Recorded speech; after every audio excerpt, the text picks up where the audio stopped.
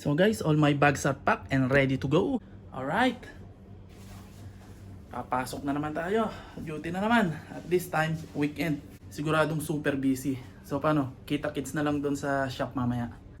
Naglalakad na ako ng malayo sa napakainit na panahon. So, kita-kits. Ay, paalam na muna aking bahay. Tapos tatapon natin ang basura sa baba. Kakaibang init ngayon. Super humid ang tawag dito. Ang init. Kahit hindi ka gumalaw, kahit nasa isang lugar ka lang, sobrang init pagpapawisan ka. Ito yung tinatawag na humid na dito. Pinakamainit na. Grabe. Biyernes ngayon, weekend.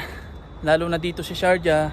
Pero sa Dubai, mostly ano sila, or halos lahat sila, linggo ang weekend sa Dubai. Dito sa Sharjah, Friday naman. Inagahan ko ang pasok kasi as usual, baka matraffic tayo o malay tayo sa bus. Malilay tayo ng pasok. Tsaka napakainit. Mas maganda yung maaga para may lilom pa o may ano pa, yung anino ng mga building. Pag inabutan ako ng mas tanghali, di mas napakainit. Humid pa. Naalala ko yung asong nakita natin nung isang araw. Nasaan na kaya yun? Sana nakabalik siya sa amo niya. Ang amo pa naman niya, mabait. Mabait na aso. Dito na tayo sa bus stop. Maghihintay na lang tayo ng bus papuntang Dubai.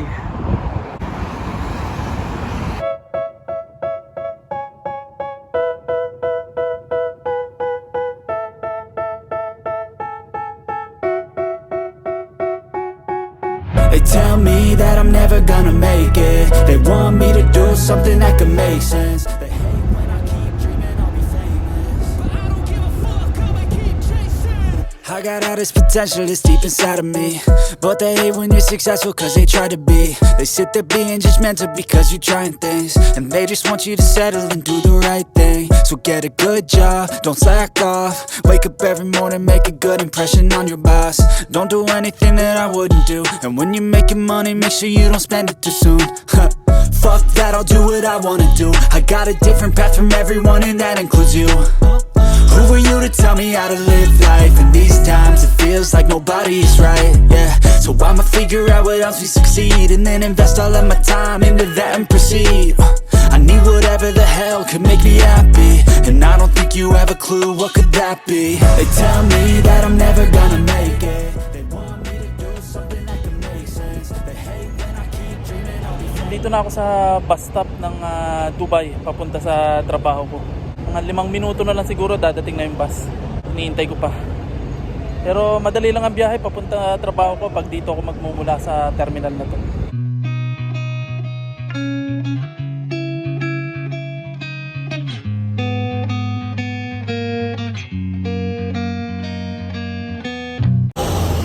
Alright, nandito na ako sa trabaho ko. Kabababa ko lang. Init. Ang aga kong nakarating. Ang ginhawa ng pakiramdam kapag nakapasok ka na sa mall kasi malamig na. May aircon na.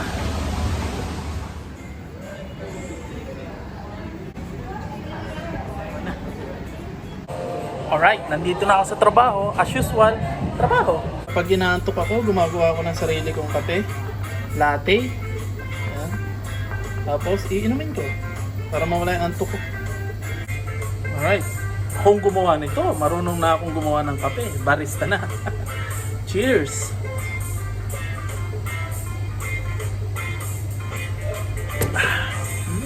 Suabe. Sarap. Before the disaster.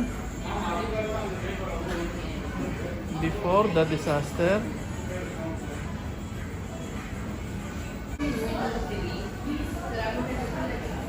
After the disaster. Alright, break time na namin. Actually, tapos na akong kumain. Yung niluto ko kaninang corned beef, yun yung kinain ko. Yun yung ulam ko. Tapos yun. Bus na. Busog na ako. Pero sila kumakain pa. So, mamaya na lang ulit.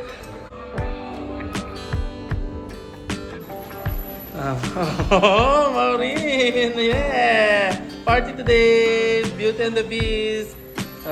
Rana, TikTok. Maureen is the best. Uy! Yay! Rana also. Oh? Oh,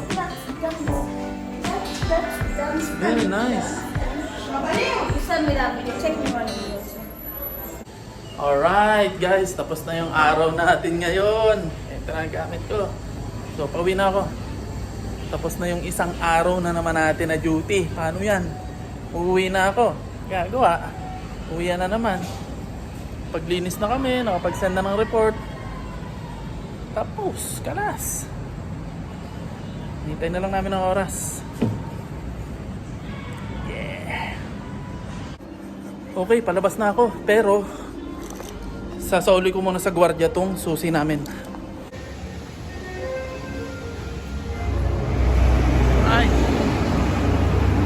Alright, nandito na ako sa bus. Papuntang Sharjah. I know you told your friend you're not okay. And tell me what's wrong and why you never said you felt that way. And guess you're trying to stay strong and fake a smile until I look away. But I've known you. Guys, nandito na ako sa Sharjah. Malapit na ako sa bahay. Buti na lang, hindi masyadong humid ngayon. Sobrang inantok ako sa bus. Kala ko nakalampas na ako.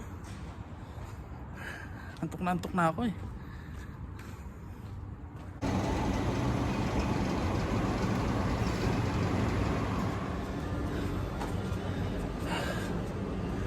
Nandito na ako. Tulog ng mga tao. Alright, nandito na ako sa bahay. Antok na ako. Paano guys? See you na lang next time. At didiretso na ako sa loob ng kwarto. Matutulog na ako. Magpapahinga na. At walang pagkain sa lamesa. As usual, pag walang pagkain sa lamesa, diretso tulog. Okay guys, bye bye. See you.